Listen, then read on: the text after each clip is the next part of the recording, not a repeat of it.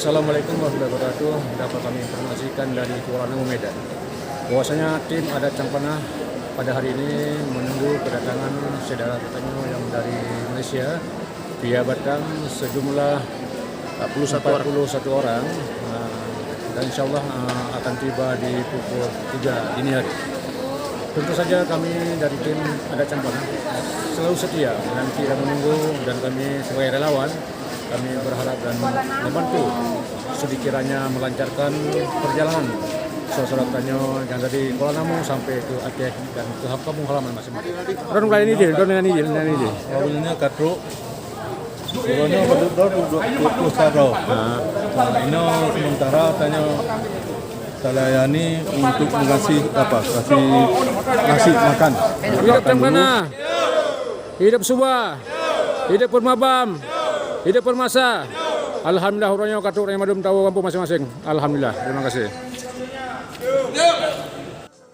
Jadi terima kasih ada kerjasama daripada bantuan daripada pengurus sebuah pusat daripada Malaysia, dan terima kasih Cid kepada daripada yang Batam yang perkumpulan orang Aceh yang di Batam, Permasa dan kumpulan Aceh yang di Medan yaitu Cangpanah. Berarti yang dampingi kamu sampai truk ke tujuannya. Jadi kamu mengucapkan beribu terima kasih. Jadi nyona pun nak kendala mohon bantuan, dan nyona kesalahan yang kamu mohon dimaafkan.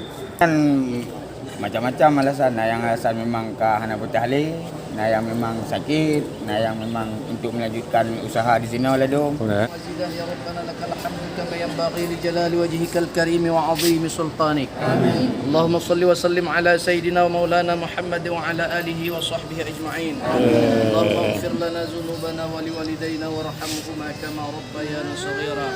Jami'al muslimina wal muslimat wal mu'minina wal mu'minat bi rahmatika ya arhamar rahimin. Amin. Waj'al sawadana qara'na fi hadzal jama'a bi barakati suratil Fatihah li ruhi nabiyyika Muhammadin sallallahu alaihi wasallam wa ila rasulina وصلى خصوصا على هذه الصحابه وصحبه الجماعه برحمتك يا ارحم الراحمين. اللهم انزل الرحمه.